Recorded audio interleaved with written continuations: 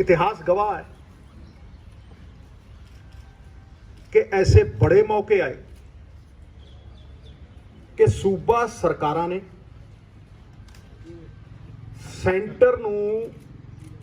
Centre दे आदेशां नूं नकारिया सिरे तो, चाहे वो अपनी डेमोक्रेटिक ताकत जिहड़ी लोकां ने उन्हां नूं दित्ती है वो वरत के, चाहे उन्हां दे चुने नुमाइंदियां ने लोकां दी ताकत वरत के, चाहे जिहड़ी विधान ने सूबा सरकारां नूं ताकत दित्ती है वो वरत के सिरे तो सेंटर दियां हदायतां नूं लागू नहीं होण दित्ता। चाहे कावेरी रिवर वाटर इशूज होवे, चाहे SYL दा मुद्दा होवे, स्टेट खड़े रहे ने और खड़ के आवाज बुलंद की है और कहा कि असी नहीं मानते और सिरे तो नकारते हैं और अपनी सरजमीन ते ये लागू नहीं होने देते। CA NRC ये कानून भी सेंटर ने बड़ा रीसेंटली पास करके लागू करने की कोशिश की, पर कई सूबियां ने सीधा सीधा नकारिया और लागू नहीं होने दिता। साडे कोल बहुत वड्डे ग्राउंड ने, नॉट ओनली टू डिफाई, सिर्फ डिफाई नहीं करना बट टू डिनाई, बहुत वड्डे ग्राउंड ने। ये पहला भी होया और हुण भी होना चाहिए, क्योंकि जिहड़े कानून ने ये अनकॉन्स्टिट्यूशनल ने, एक इलीगल ने, दो ये सूबियां दे कानून बनाउण दे अधिकार दे उत्ते एक बहुत वड्डा अटैक है। ये साडे पुरखियां दे दित्ते फैडरल स्ट्रक्चर दे उत्ते बहुत वड्डा अटैक है। ये ठीक है कि अज पंजाब ने और राजस्थान ने अमेंडमेंटा करके इन्हां कानूनां दा पुरजोर विरोध किया, होना चाहिए सी, शलाघायोग। लेकिन सानू पंजाब दे 3 करोड़ लोकां ने जिहड़ी डेमोक्रेटिक पावर दित्ती है उन्हां दियां एस्पिरेशनस नूं मीट करन वास्ते कुछ होर मजबूत ठोस कदम चुकण दी जरूरत है।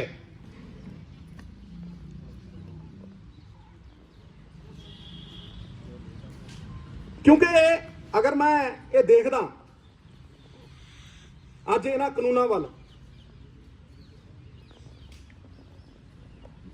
ते मैं उस हदायत नूं भी देखदा जिहड़ी तारीख ने और इतिहास ने साडे गुरुआं ने, पीरां ने, पैगंबरां ने सानू दित्ती। तारीख ने सदा ही सिख कौम को दिया है ये पैगाम कि हक मांगना तौहीन है, हक छीन लिया जाए, ये हक खोना पैना, क्योंकि कोई भी चीज गैर कानूनी है।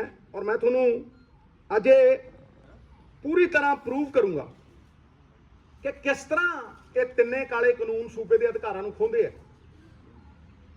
अनकॉन्स्टिट्यूशनल ने, they impinge and impede on the spirit of the constitution. Unconstitutional ने ये तिन्ने काले कानून पंजाब नूं नीलाम, जमीना नीलाम और पंजाब नूं गुलाम बनाने का प्रयास है, जिहड़ा कि कोई पंजाबी स्वीकार नहीं कर रहा। ਉਹਦਾ एक प्रमाण है कि 2 करोड़ पंजाबी बाहर ते 3 करोड़ इत्थे पार्टियां तो उत्ते उठ के ਹਰੇਕ ਇਸ ਗੱਲ ਦੇ ਉੱਤੇ ਖੜਾ ਹੈ ਕਿ ਇਹਨਾਂ ਨੂੰ ਲਾਗੂ ਨਹੀਂ ਹੋਣ ਦੇਣਾ, ਇਹਨਾਂ ਨੂੰ ਇੰਪਲੀਮੈਂਟ ਨਹੀਂ ਹੋਣ ਦੇਣਾ। ਇਤਿਹਾਸ ਦੁਹਰਾ ਰਿਹਾ। ਹੁਣ ਮੈਂ ਤੁਹਾਨੂੰ ਇਹ ਦੱਸ ਦਿੰਦਾ ਕਿ how are these 3 farm laws unconstitutional and illegal.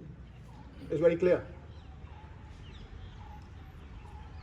ਸਭ ਤੋਂ ਪਹਿਲੀ ਚੀਜ਼ ਕਿ ਇਹਨਾਂ ਫਾਰਮ ਲਾਜ਼ ਦਾ ਜਿਹੜਾ ਮੇਨ ਸਬਜੈਕਟ ਹੈ ਉਹ ਐਗਰੀਕਲਚਰ ਤੇ market. 7th schedule of the constitution clearly says this lies in the domain of the state governments. ਇਹ ਸਟੇਟਾਂ ਦਾ ਅਧਿਕ੍ਰਿਤ ਏਰੀਆ ਹੈ। 7th schedule constitution ਦੀ ਬੜੀ ਕਲੀਅਰਲੀ ਕਹਿੰਦੀ ਹੈ। ਹੁਣ ਇਹ ਇੱਕ ਸੈਂਟਰ ਵਾਲੇ ਜਿਹੜੇ ਨੇ ਇੱਕ ਸ਼ਬਦਾਂ ਦਾ ਜਾਲ ਬੁਣ ਕੇ, ਅਫਸਰਾਂ ਦੁਆਰਾ ਬਣਾਇਆ ਹੋਇਆ ਇੱਕ ਸ਼ਬਦਾਂ ਦਾ ਜਾਲ ਬੁਣ ਕੇ ਇਹ ਕਹਿਣਾ ਚਾਹੁੰਦੇ ਆ ਵੀ ਅਸੀਂ ਤੇ ਕੌਨਕਰੈਂਟ ਲਿਸਟ ਦੇ ਉੱਤੇ ਕਾਨੂੰਨ ਬਣਾਏ, ਉਹ 'ਚ ਟ੍ਰੇਡ ਏਰੀਆ ਪਾਤਾ। ਇਹ ਕਹਿਣ ਦੀ ਕੋਸ਼ਿਸ਼ ਕੀਤੀ ਹੈ ਵੀ ਟ੍ਰੇਡ ਐਂਡ ਕਾਮਰਸ ਦੇ ਅਧੀਨ ਆਉਂਦੇ ਆ, ਜਿੱਥੇ ਕਿ ਬੜਾ ਕਲੀਅਰ ਹੈ, ਐਬਸੋਲੂਟਲੀ ਕਲੀਅਰ ਹੈ ਕਿ centre of the authority food items ਦੇ ਉੱਤੇ ਯੂਜ਼ ਕਰਕੇ ਸਾਡੀ ਐਗਰੀਕਲਚਰ ਪ੍ਰੋਡਿਊਸ ਵੀ ਹਥਿਆਉਣਾ ਚਾਹੁੰਦਾ। ਫੂਡ ਆਈਟਮਸ ਔਰ ਐਗਰੀਕਲਚਰ ਪ੍ਰੋਡਿਊਸ ਇਹ ਦੋ ਬਿਲਕੁਲ ਅੱਡ ਐਂਟੀਟੀਜ਼ ਨੇ, ਦੇ ਆਰ ਸੈਪਰੇਟ ਐਂਟੀਟੀਜ਼। ਕਣਕ ਐਗਰੀਕਲਚਰ ਪ੍ਰੋਡਿਊਸ ਹੈ, मैदा फूड आइटम है, बहुत ही डिस्टिंक्ट फर्क है। सरों एग्रीकल्चर प्रोड्यूस है, सरों का तेल फूड आइटम है। ये डीमार्केट करने वाली गल्लां ने जिन्हां दी आड़ दे विच शब्द जाल बुन के ये जंजीरां च जकड़ रहे सन। जंजीरां चाहे सोने दियां होण, चाहे लोहे दियां होण, चाहे कानूनां दियां होण, ਇਹ ਬੰਦੇ ਨੂੰ ਗੁਲਾਮ ਬਣਾਉਂਦੀਆਂ ਨੇ, ਸੂਬਿਆਂ ਨੂੰ ਗੁਲਾਮ ਬਣਾਉਂਦੀਆਂ ਨੇ, ਫੈਡਰਲ ਸਟਰਕਚਰ ਨੂੰ ਖਤਮ ਕਰਦੀਆਂ ਨੇ। ਟੁੱਟ ਜਾਵਣਗੀਆਂ ਜੰਜੀਰਾਂ, ਤਾਲੇ ਖੁੱਲ ਜਾਣਗੇ। ਜਿਹੜੇ ਪੰਜਾਬ ਦੀ ਆਜ਼ਾਦੀ ਨਾਲ ਟਕਰਾਉਣਗੇ ਕੱਖਾਂ ਵਾਂਗ ਰੁਲ ਜਾਣਗੇ। ਪਹਿਲਾਂ ਨਹੀਂ ਕਦੇ ਜੰਗ ਹਾਰੀ ਫਾਰਮਰਾਂ ਨੇ, ਹੁਣ ਵੀ ਨਹੀਂ ਹਾਰੀ। ਅੱਗੇ ਚੱਲਦੇ ਆਪਾਂ। ਮੈਂ ਤੁਹਾਨੂੰ ਉਦਾਹਰਣ ਦਿੰਦਾ, ਐਗਜ਼ਾਮਪਲ ਦਿੰਦਾ। Farmers produce trade and commerce promotion facilitation act द्वारा कि कानून किस तरह कंप्लीटली इलीगल है। सेंटर की सरकार नूं कोई अधिकार नहीं स्टेट की जिहड़ी इंट्रा स्टेट प्रोड्यूस हुंदी है उहदी सेल परचेज दे उत्ते सैस लाउण दी, लेवी लाउण दी, किसी भी तरीके का फी लाउण दी। Section 6 of the act encroaches on the states right to charge market fee, cess, levy in its territory, which again is in the competence of the states. ये स्टेटां दे अधिकार ने। ये पिछले दरवाजे तो एंट्रियां करते हैं शब्द जाल बुन के। ਤੁਸੀਂ ਕੌਨਕਰੈਂਟ ਲਿਸਟ ਦੀ ਵੀ ਜੇ 33 ਦੇਖੋਗੇ, ਐਂਟਰੀ 33, ਉਹ ਇਹਨਾਂ ਨੂੰ ਸਿਰਫ ਟ੍ਰੇਡ ਐਂਡ ਕਾਮਰਸ ਦੇ ਅਧੀਨ ਕਾਨੂੰਨ ਬਣਾਉਣ ਦਾ ਅਧਿਕਾਰ ਦਿੰਦੀ ਹੈ, ਪਰ ਕਿਸੇ ਸਟੇਟ ਦੇ ਐਗਰੀਕਲਚਰ ਪ੍ਰੋਡਿਊਸ ਸੇਲ ਪਰਚੇਸ ਦੇ ਉੱਤੇ ਸੈਸ ਲੈਵੀ ਲਾਉਣ ਤੋਂ ਬਾਹਰ ਕਰਦੀ। ਜਿਹੜੀ ਐਂਟਰੀ 28 ਹੈ ਕਨਸਟੀਟਿਊਸ਼ਨ ਦੀ, ਉਹਦੇ 'ਚ वर्ड आउंदा markets and fairs. Markets and fairs एक क्लीयरली डोमेन है स्टेटां दी। एक ट्रेड एरिया वर्ड यूज करता जी सेंटर सरकार ने, ट्रेड एरिया। अज तक प्रूव नहीं कर सके भी कॉन्स्टिट्यूशन दे विच ट्रेड एरिया नाम दा कोई शब्द है। तो यह भी समझा देन भी मार्केट ते ट्रेड एरिया फर्क किवें है। कोई फर्क नहीं। Entry 28 markets and fairs are domain of the state to legislate. इस करके कानून बनाने के अधिकार ਜਿਹੜੇ स्टेट ਦੇ ਨੇ, ਸਾਡੇ ਪੰਜਾਬ स्टेट ਦੇ ਨੇ, ਹੋਰ स्टेटां ਦੇ ਨੇ, ਇਹ ਉਹ ਖੋ ਰਹੇ ਨੇ ਸਾਡੇ। Just by employing different terminology, center cannot override and render null and void entries of the 7th schedule, which empower the states to legislate on agriculture produce and markets. इस करके साडे कोल enough ground है, enough ground to say कि ਅਸੀਂ ਸਿਰੇ ਤੋਂ ਨਿਕਾਲਦੇ ਇਹਨਾਂ ਨੂੰ, ਲਾਗੂ ਨਹੀਂ ਹੋਣ ਦਿੰਦੇ। ठीक है, ਅਸੀਂ ਕਨਸਟੀਟਿਊਸ਼ਨਲ ਹੈਡਸ ਕੋਲ ਅਮੈਂਡਮੈਂਟ ਭੇਜੀ ਹੈ। ਗਵਰਨਰ ਪੰਜਾਬ, ਉਹਨਾਂ ਦੇ ਰਾਹੀਂ ਪ੍ਰੈਜ਼ੀਡੈਂਟ ਆਫ ਇੰਡੀਆ। ਪਰ ਤੁਸੀਂ ਮੈਨੂੰ ਦੱਸੋ, ਉਹ ਕਰਨ ਜਾਂ ਨਾ ਕਰਨ, ਆਪਦਾ ਮੁਕੱਦਰ ਉਹਨਾਂ ਦੇ ਹੱਥ ਹੈ। ਤੇ ਤਾਂ ਹੀ ਲਾਗੂ ਹੁੰਦੀਆਂ ਨੇ ਅਮੈਂਡਮੈਂਟਸ ਜੇ ਸੈਂਟਰ ਇਹ ਕਾਨੂੰਨਾਂ ਨੂੰ ਵਿਡਰਾਅ ਕਰਦੀ ਜਾਂ ਪ੍ਰੈਜ਼ੀਡੈਂਟ ਐਕਸੈਪਟ ਕਰ ਲੇ। ਹੁਣ ਇਹ ਤੇ ਉਹਨਾਂ ਦਾ ਪ੍ਰੈਰੋਗੇਟਿਵ ਹੈ ਨਾ, ਉਹ ਕਰਨ ਜਾਂ ਨਾ ਕਰਨ।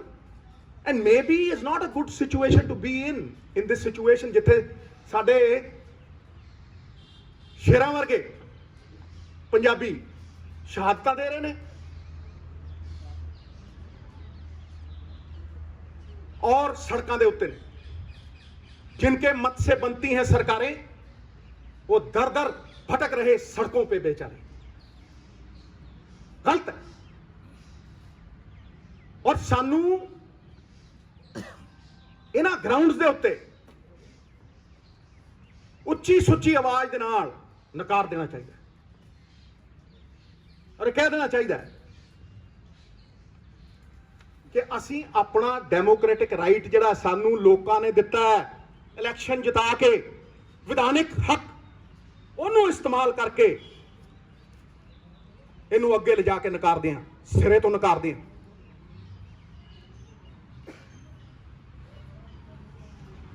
हुण मैं इस तो अगे वधा after defiance and denial of these unconstitutional laws, मैं कहना कि बड़े लोग ये कही जाते जी कि the game is over, centre ने तो पास करते। the game is not over, we can be game changers if we rise above blame game। ਅਸੀਂ game changer बन सकते हैं। सानू किसी ने नहीं रोकया अपनी डेमोक्रेटिक पावर टू लेजिस्लेट करन तो, किसी ने नहीं रोकया। असी अपने कानून खेतर दे विच लॉ बना सकते हैं और किसानां दे मुकद्दर नूं पूरी तरह बदल सकते हैं। वक्त की जरूरत है और सानू वो डेमोक्रेटिक जिहड़ा राइट है उन्होंने एक्सरसाइज करना चाहिए, अपना मुकद्दर अपने हाथ च लेना चाहिए। किस तरह मेरी मांग है कि असी अपने कानून बनाइए जिहदा सेंटर ना कोई लेना देना नहीं, जिहदा सेंटर ना कोई सरोकार नहीं। मैं पहले कानून की गल करदा जिहड़ा साडे अख्तियार दे विच है, which is an hour domain completely, expansion of MSP and procurement.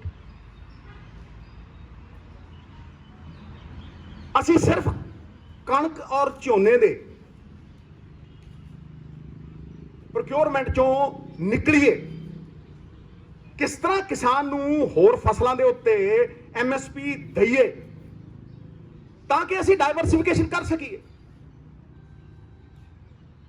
क्योंकि तुसीं अगर झोना देखो, झोना लाउणा किसान की मजबूरी है, वो चाह के भी नहीं निकल सकता क्योंकि MSP मिलती ही झोने ते कणक ते है।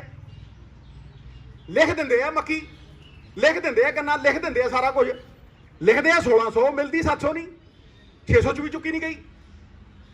इस करके ਉਹਦੀ मजबूरी है। लेकिन ਉਹਦੀ मजबूरी ਦੇ ਨਾਲ एक होर गल है कि ਅਸੀਂ अपनी सस्टेनेबल लिमिट तो किते ज्यादा पानी पंजाब दा पानी करजे लै लै, ट्यूबवैल ला ला, पंपियां चला चला, सस्टेनेबल लिमिट तो किते वध पानी कढ रहे हैं असीं। और मैं कदों दा दोहरा रहा है कि 1 किलो झोना लाना होवे ते 5000 लीटर पानी लगता। तुसीं हिसाब ला लो कि जिन्ना SYL तो नुकसान होना सी, उहदे नालों किते वध करदे हैं हर साल। पानी एक्सपोर्ट करते हैं असीं झोने दे नाल, खाने तो सिर्फ 8%। फिर कहे जी सोल्यूशन। मैं 6 महीनों तो वही गल करदा, 6 महीनों तो मैं इस डाइवर्सिफिकेशन की गल करदा, पानी बचाउण की गल करदा, ते कहना हमेशा भी अगर मान लो तो हार है, और अगर बदलने की ठान लो तो जीत है। ये पक्की जित है। और मैं तुहानूं दसदा किवें। पहला तो मैं बड़ा क्लीयर हाँ, अज दे दिन अगर असीं लैजिस्लेट करिए ते असीं दालां ते ऑयल सीड्स दे उत्ते MSP दे सकदे। क्लीयर सीधा। नाले डाइवर्सिफिकेशन होऊ, नाले पानी बचू, नाले किसान नूं झोने ते कणक तो इलावा कुछ उगाउण दा विकल्प मिलू। किद्दां? ਉਹ महाराज मार्कफेड ते पंसप तो अगर तुसी प्रोक्योर कराओ, मार्कफेड ते पंसप तो, और तुसी दालां दे वास्ते, ऑयल सीड्स दे वास्ते तुसी कितना पैसा बाहरों इंपोर्ट करने लई खर्च रहे हो। तुसी जिन्ने पैसे दियां दालां आटा दाल स्कीम वास्ते भी बाहरों मंगाने हो, वो पैसा साइड ते रख लो, रख लो साइड ते कहो ये तो MSP दिया, उस दिन शुरू हो जू। आ नाल दे तुसी सूबे नूं देख लो, हरियाणा तिलां नूं प्रोक्योर करता है, तेल बना के बेचता। जिन्ना मर्जी कर लो, पंजाब ने तो सिखाया दुनिया नूं। पंजाब ते अज भी टॉर्च बेरर है, हर थां ते जुल्म ते लड़दा, जदों सब तो अगे लड़दा अलख जगाउंदा। ते ये ते सिखाई असीं है, रिगवेद के टाइम की खेती असीं सिखाई है। या टॉर्च बेरर्स बाबे नानक का किता सी, उन्हें सिखाया सानू, अपने हथी अपना आपे ही काज संवारी। मैं उन्होंने सिखा, तो मैं ये पहली गल ये कर रहा। वी कैन बिगिन विद मां, मसूर ते तिल ते सरों इसे साल तो।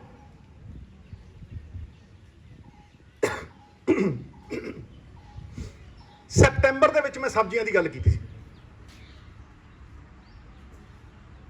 सितंबर 6 महीने पहले। हुण होर भी करदे, बहुत चंगी गल है, मैं स्वागत करता। पर मैं ये पहले दे विच क्यों नहीं ऐड किया? क्योंकि एक सिस्टम है, एक प्रोसीजर है। दूजा जिहड़ा मैं कानून बनाउण की गल करदा, वो इस चीज़ नूं फैसिलिटेट करूगा। चॉइस साडी है। हौली हौली हौली हौली तुसीं जिन्ना मर्जी प्रोग्रेस कर लो, धीरे धीरे रे मना धीरे सब कुछ होए, माली सिंचे 100 घड़ा ऋतु आए फल होए।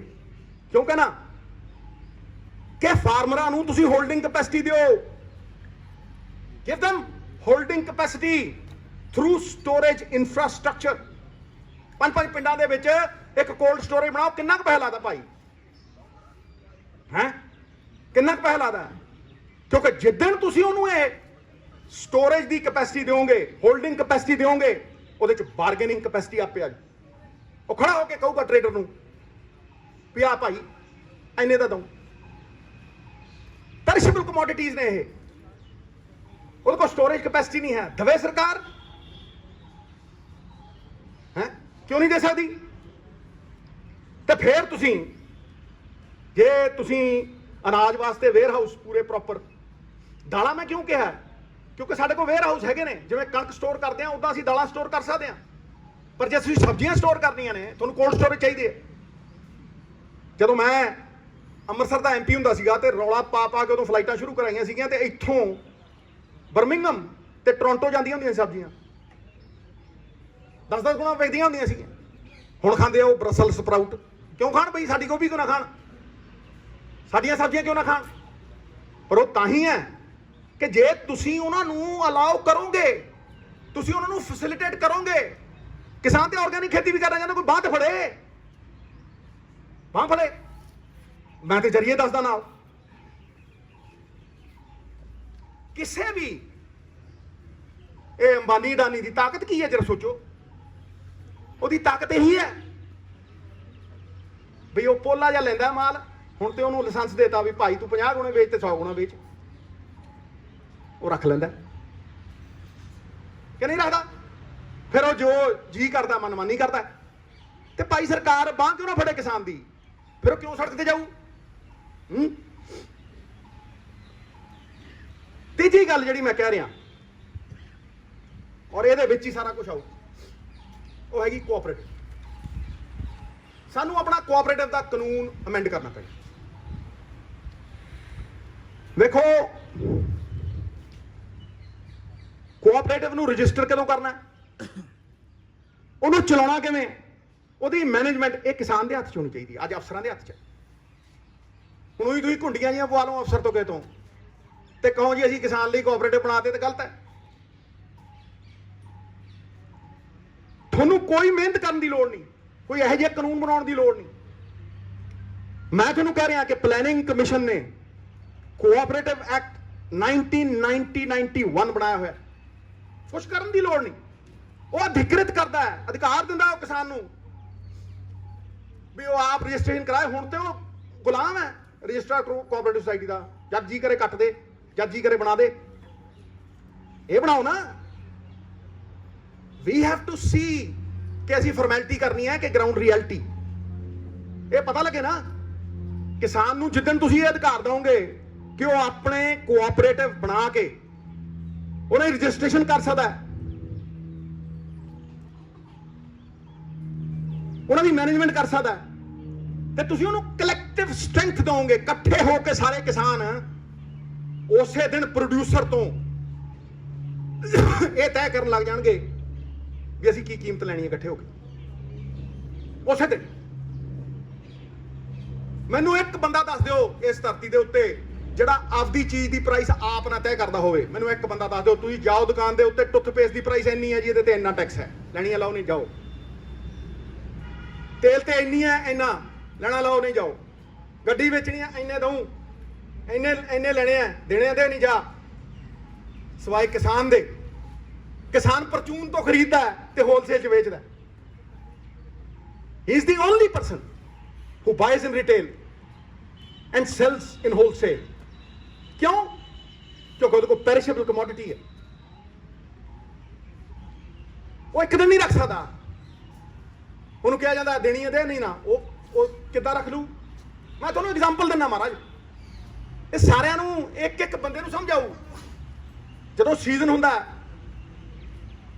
ਤੇ ਉਹ ਟਮਾਟਰ ਲੈ ਕੇ ਮਾਰਕੀਟ 'ਚ ਜਾਂਦਾ, ਉਹ ਟਮਾਟਰ 3 ਰੁਪਏ ਨੂੰ ਵਿਕਦਾ। ਉਹ ਕਹਿੰਦਾ ਯਾਰ 4 ਦੇ ਦੇ, 5 ਦੇ ਦੇ। ਉਹਨੂੰ ਪਤਾ ਹੈ ਵੀ ਅਗਲੇ ਦਿਨ ਗਲ ਜੂ ਟਮਾਟਰ। ਕੋਲਡ ਸਟੋਰੇਜ ਮੇਰੇ ਕੋਲ ਹੈ ਨਹੀਂ। ਉਹ ਟਮਾਟਰ ਉਹ ਤੋਂ 3 ਰੁਪਏ ਦਾ ਲਿੱਤਾ ਜਾਂਦਾ, ਉਸੇ ਦਿਨ ਪਰਚੂਨ ਤੇ 25 ਰੁਪਏ ਦਾ ਵਿਕਦਾ।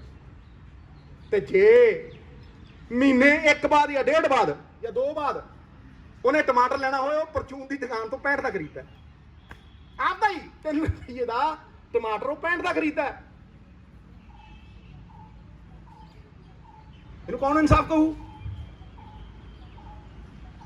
ਫਿਰ ਕਿਉਂ ਨਾ ਉਹ ਇਹ ਕਹੂ ਵੀ ਮੇਰੀ ਮਿਹਨਤ ਕੋਈ ਹੋਰ ਖਾਈ ਜਾਂਦਾ ਹੈ।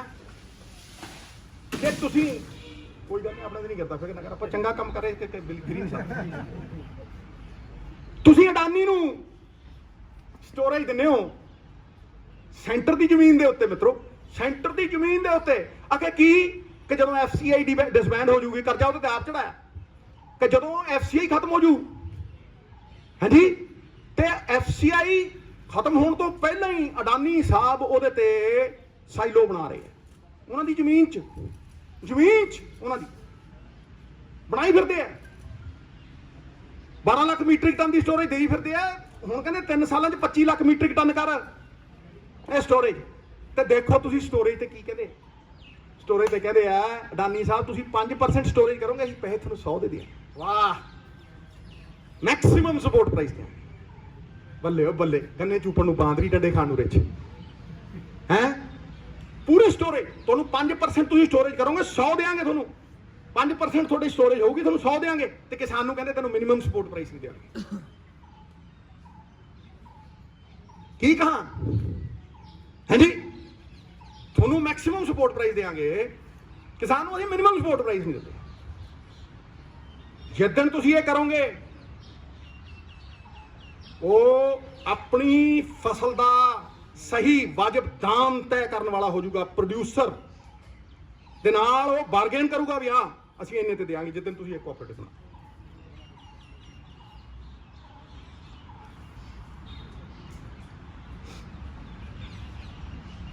ਅਗਲੀ ਜਾਲੀ ਮੈਂ ਗੱਲ ਕਰਨੀ ਚਾਹੁੰਦਾ, ਇਹ ਕਿਸਾਨ ਨੂੰ ਫੇਸ ਟੂ ਫੇਸ ਕੈਪੀਟਲਿਸਟ ਦੇ ਨਾਲ ਐਟ ਪਾਰ ਖੜਾ ਕਰ ਦੂ। ਐਟ ਪਾਰ ਬੜੇ ਨੇ, ਤੁਸੀਂ ਉਹ ਮੁੱਲ ਵਾਲੇ ਦੇਖ ਲਓ, ਹੋਰ ਦੇਖ ਲਓ ਕਿੰਨੇ, ਦੇਖ ਲਓ ਆਪਣੇ ਵੇਰਕੇ ਦੇਖ ਲਓ। ਇੱਕ 2 ਏਕੜ ਵਾਲਾ, 2 ਕਿਲੋ ਵਾਲਾ ਤੇ 100 ਕਿਲੋ ਵਾਲਾ ਸੇਮ ਦੇਖ ਲਓ, ਜਾ ਕੇ ਦੇਖ ਲਓ, ਤੁਹਾਨੂੰ you will see it yourself. ਇਹ ਕਲੈਕਟਿਵ ਸਟਰੈਂਥ, ਬਾਰਗੇਨਿੰਗ ਕੈਪੈਸਿਟੀ, ਇੱਕ ਪ੍ਰੋਡਿਊਸਰ ਨੂੰ ਉਹਦਾ ਹੱਕ ਸਾਨੂੰ ਦੇਣਾ ਪਊ। ਨੰਬਰ 3,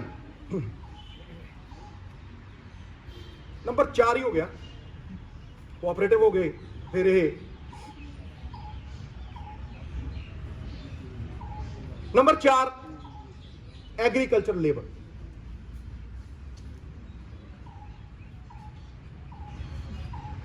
ਕੋਈ ਪ੍ਰੋਫੈਸਰ ਹੋਵੇ, ਕੋਈ ਪੋਲੀਟੀਸ਼ੀਅਨ ਹੋਵੇ, ਸਰਕਾਰੀ ਇੰਪਲੋਈ ਹੋਵੇ, ਕੋਈ ਹੋਵੇ, ਉਹਦੀ ਇੱਕ ਫਿਕਸ ਤਨਖਾਹ ਹੈ, ਉਹਦੇ ਤੇ ਇਨਕਰੀਮੈਂਟ ਨੇ, ਉਹ ਵੱਧਦੀ ਹੈ, ਔਰ ਉਹਨੂੰ ਬੜੇ ਸਿਸਟਮ ਦੇ ਨਾਲ ਵਧਾਇਆ ਜਾਂਦਾ। 50 ਕਰੋੜ ਲੋਕ ਇਸ ਦੇਸ਼ ਦੇ ਵਿੱਚ ਇਹੋ ਜਿਹੇ ਨੇ ਜਿਨ੍ਹਾਂ ਨੂੰ ਇੱਕ ਡੰਗ ਰੋਟੀ ਨਹੀਂ ਮਿਲਦੀ, ਮਜ਼ਦੂਰ ਹੈ ਜੀ। 80% ਪੰਜਾਬ ਇਹੋ ਜਿਹਾ ਜਿਹੜਾ ਇਨਫਾਰਮਲ ਇਕਨੋਮੀ 'ਚ ਕੰਮ ਕਰਦਾ। ਉਹ ਮਜ਼ਦੂਰ ਜਿਹਦੀ ਬਾਂਹ ਫੜਨੀ ਚਾਹੀਦੀ ਹੈ ਸਰਕਾਰ, ਜੈਕਾਰ ਹੋਊਗੀ। ਪ੍ਰੋਫੈਸਰਾਂ ਦੀਆਂ ਪਾਰਟੀਆਂ ਫਿਕਸਡ ਵੇਜਸ ਨੇ, ਐਨੂਅਲ ਇਨਕਰੀਮੈਂਟ ਨੇ, ਔਰ ਬਦਕਿਸਮਤੀ ਨਾਲ ਸਾਡੀ ਪਛਾਣ, ਸਾਡੀ ਜਾਨ ਕਿਸਾਨ ਐਮਐਸਪੀ ਲਈ ਲੜ ਰਿਹਾ। ਮੈਂ ਮੰਗ ਕਰਦਾ, ਇਹ ਤਾਂ ਦੇਖ ਹੀ ਲਿਆ ਕਿ ਸਰਕਾਰਾਂ ਕਾਰਪੋਰੇਟਸ ਲਈ ਕੀ ਕਰਦੀਆਂ ਨੇ, 0.1% ਲੋਕਾਂ ਲਈ ਕੀ ਕਰਦੀਆਂ ਨੇ। 5-5 ਲੱਖ ਕਰੋੜ ਰੁਪਈਆ ਛੱਡਦੀਆਂ ਨੇ, ਰੈਵਨਿਊਜ਼ ਫੋਰਗੋਨ ਛੱਡਦੀਆਂ ਨੇ। 17 ਲੱਖ ਕਰੋੜ ਰੁਪਈਆ ਬੈਂਕਾਂ ਦਾ ਚੁਕਾਤਾ, ਐਨਪੀਏ ਸਾਂਠ ਗਾਂਠ ਨਾਲ, ਕਿਸੇ ਪ੍ਰਾਈਵੇਟ ਬੈਂਕ ਦਾ ਨਹੀਂ ਹੈ, ਸਾਰਾ ਸਰਕਾਰੀ ਬੈਂਕਾਂ ਦਾ ਚੁਕਾਤੇ ਸਾਰੇ। ਹਾਂਜੀ, ਇਹ ਜਾਣਦੇ ਹਾਂ ਅਸੀਂ ਵੀ ਉਹਨਾਂ ਲਈ ਕੀ ਕਰ ਰਹੇ। ਪਰ ਮੈਂ ਮੰਗ ਕਰਨਾ ਕਿ ਮਨਰੇਗਾ ਲਾਈਕ ਇਨਕਮ ਸਪੋਰਟ 2-2.5 ਏਕੜ ਵਾਲੇ ਕਿਸਾਨ ਦੇ ਖੇਤ ਦੇ ਵਿੱਚ, ਚਾਹੇ ਕਿਸਾਨ ਜਾਵੇ ਚਾਹੇ ਮਜ਼ਦੂਰ ਜਾਵੇ, ਉਹਨੂੰ ਮਨਰੇਗਾ ਲਾਈਕ ਵੇਜ ਸਪੋਰਟ ਮਿਲਣੀ ਚਾਹੀਦੀ ਹੈ।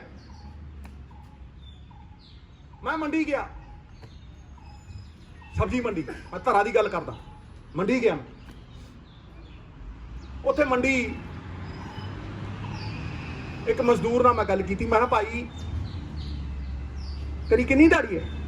ਉਹ ਕਹਿੰਦਾ ਜੀ 250। ਮੈਂ ਕਦੋਂ ਤੋਂ ਹੈ? ਉਹ ਕਹਿੰਦਾ ਜੀ ਪਿਛਲੇ 1.5-2 ਸਾਲਾਂ ਤੋਂ 250 ਹੀ ਹੈ। ਮੈਂ ਵਧੀ ਹੈ 5 ਰੁਪਏ 10 ਰੁਪਏ। ਕਹਿੰਦਾ ਨਾ। ਮੈਂ ਦਾਲ ਕਿੰਨੇ ਦੀ ਹੋ ਗਈ? ਕਹਿੰਦਾ ਜੀ 6 ਮਹੀਨਿਆਂ 'ਚ 50 ਰੁਪਏ ਤੋਂ ਦਾਲ 120 ਹੋ ਗਈ ਤੇ 150 ਤੇ ਖੜੂਗੀ। ਕਹਿੰਦਾ ਜੀ ਟਮਾਟਰ ਬਹੁਤ ਵੱਧ ਗਏ। ਕਹਿੰਦਾ ਜੀ ਮਟਰ ਅੱਜ 110 ਨੂੰ ਮਿਲਦਾ ਹੁੰਦਾ ਸੀ ਪਹਿਲਾਂ 10 ਨੂੰ। ਮੈਂ ਕਿਹਾ ਫਿਰ ਤੇਰੀ ਤਨਖਾਹ ਜਾਂ ਤੇਰੀ ਦਿਹਾੜੀ 250 ਤੋਂ ਕਿਸੇ ਨੇ 260 ਵੀ ਕੀਤੀ ਹੈ? ਕਹਿੰਦਾ ਨਾ। ਮਤਲਬ ਜਦੋਂ ਕੀਮਤ ਵਧਾਈ ਤੁਸੀਂ ਦਾਲ ਦੀ ਦੁੱਗਣੀ, ਤੇ ਜਦੋਂ ਤੁਸੀਂ ਕੀਮਤ ਵਧਾਈ ਮਟਰ ਦੀ 10 ਗੁਣੀ, ਤੇ ਹੋਰ ਚੀਜ਼ਾਂ ਦੀ ਮਿੱਤਰਾ ਨਾ ਸ਼ੇਰ ਪਾਣੀ ਜਦੋਂ ਤੁਸੀਂ ਉਹ ਕੀਮਤਾਂ ਵਧਾਈਆਂ, ਕਿ ਤੁਸੀਂ ਉਸ ਇਨਫਲੇਸ਼ਨ ਦੇ ਨਾਲ, ਉਸ ਮਹਿੰਗਾਈ ਦੇ ਨਾਲ ਕਿਸੇ ਗਰੀਬ ਦੀ ਜਿਹੜੀ ਦਿਹਾੜੀ ਆ ਉਹਨੂੰ ਲਿੰਕ ਕੀਤਾ। It should be linked to inflation. ਤੁਸੀਂ ਅਡਾਨੀ ਦੇ ਸਾਈਲੋ ਲਿੰਕ ਕੀਤਾ ਨਾ। ਆ ਜਾਏ ਮੇਰਾ ਕੋਈ, ਮੈਂ ਤਾਂ ਪਹਿਲਾਂ ਦਾ ਬੁਲਾਉਣਾ, ਆਓ ਬੈਠੋ। ਅਡਾਨੀ ਨੂੰ ਜਿਹੜੀ ਪੇਮੈਂਟ ਮਿਲੂਗੀ ਉਹ ਇਨਫਲੇਸ਼ਨ ਦੇ ਨਾਲ ਲਿੰਕ ਹੋਈ ਹੈ। ਉਹ ਇਨਫਲੇਸ਼ਨ ਦੇ ਹਿਸਾਬ ਦੇ ਨਾਲ ਮਿਲੂਗੀ। ਜਿੰਨੀ ਜਿੰਨੀ ਕੀਮਤ ਵਧੂ ਉਨੀ ਉਹਨੂੰ ਉਹਦੀ ਸਟੋਰੇਜ ਦੀ ਵੀ ਬਾਕੀ ਵੀ ਪੈਸੇ ਮਿਲਣਗੇ ਉਹਨੂੰ। ਲੇਕਿਨ ਇੱਕ ਲੇਬਰਰ ਨੂੰ ਨਹੀਂ। ਮੈਂ ਕਿਉਂ ਕਹਿ ਰਿਹਾ, ਮੈਂ ਇੱਕ ਸੱਥ 'ਚ ਬੈਠਾ ਅਟਾਰੀ, ਉੱਥੇ ਇੱਕ ਮੇਰਾ ਵੀਰ ਮੇਰਾ ਹੱਥ ਫੜ ਕੇ ਮੈਨੂੰ ਕਹਿੰਦਾ, ਸਿੱਧੂ ਸਾਹਿਬ ਮੈਂ ਮਟਰ ਲਾਉਣਾ।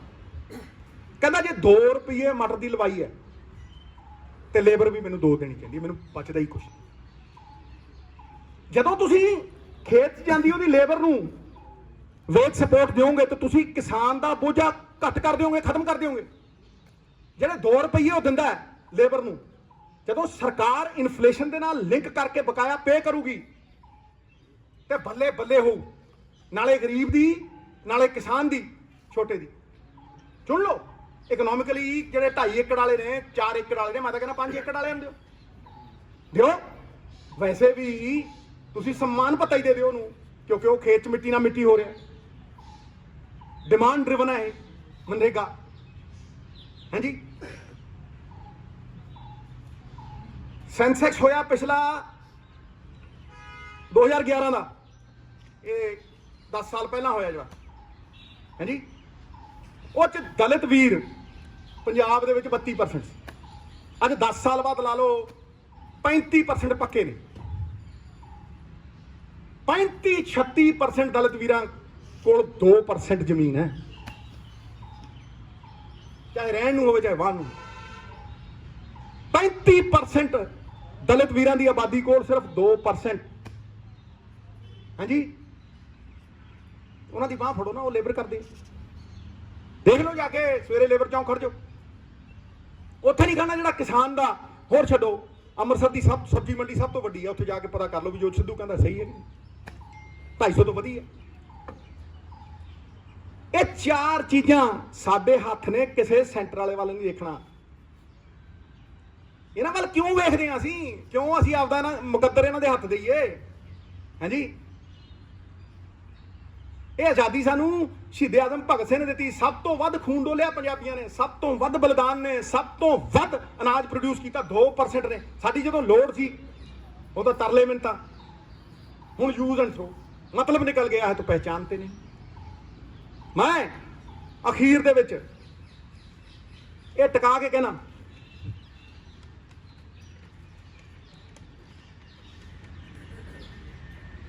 ਨੰਬਰ 2 ਪੁਆਇੰਟ ਸੀ ਇਹਦਾ ਕੈਪੈਸਿਟੀ ਟੂ ਬਾਰਗੇਨ, ਮੈਂ ਕਹਿ ਹੀ ਦਿੱਤਾ ਸੀ ਤੁਹਾਨੂੰ, ਹੋਲਡਿੰਗ ਕੈਪੈਸਿਟੀ।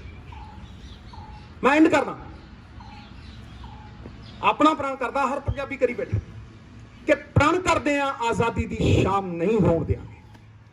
ਭਗਤ ਸਿੰਘ, ਉਦਮ ਸਿੰਘ, ਸਰਾਭਾ ਸਾਹਿਬ ਵਰਗੇ ਵੀਰਾਂ ਦੀਆਂ ਸਮਾਧੀਆਂ ਨੂੰ ਬਦਨਾਮ ਨਹੀਂ ਹੋਣ ਦਿਆਂਗੇ। ਜਦ ਤੱਕ ਤਨ ਵਿੱਚ ਗਰਮ ਲਹੂ ਦੀ ਇੱਕ ਬੂੰਦ ਵੀ ਬਾਕੀ ਹੈ, ਪੰਜਾਬ ਦੀ ਸਰਜ਼ਮੀਨ ਨੂੰ ਨਿਲਾਮ ਨਹੀਂ ਹੋਣ ਦਿਆਂਗੇ। ਇਹ ਪ੍ਰਣ, ਮੈਂ ਖੜਾ, ਮੈਨੂੰ ਕੁਛ ਨਹੀਂ ਚਾਹੀਦਾ। ਇਹ ਮੈਂ ਮੰਗਾ ਰੱਖਣੀ, ਸ਼ੇਰਾਂ ਦੀ ਕੌਮ ਹੈ ਪੰਜਾਬੀ। ਸ਼ੇਰ ਜੋ ਕੰਮ ਕਰਦਾ ਨਾ ਉਹ ਅਧੂਰਾ ਨਹੀਂ ਕਰਦਾ। ਬਾਂਸ ਦੇ ਪਿੰਜੜਿਆਂ 'ਚ ਨਾ ਸ਼ੇਰ ਨੂੰ ਤੁਸੀਂ ਕੈਦ ਨਹੀਂ ਕਰ ਸਕਦੇ। ਉਹ ਜੋ ਕੰਮ ਕਰਦਾ ਪੂਰੀ ਤਾਕਤ ਲਾ ਕੇ ਕਰਦਾ, ਅਧੂਰਾ ਨਹੀਂ ਕਰਦਾ, ਪੂਰਾ ਕਰਦਾ। ਇਸ ਕਰਕੇ ਸ਼ੇਰਾਂ ਵਾਂਗ ਨਿਰਣਾ ਲਈ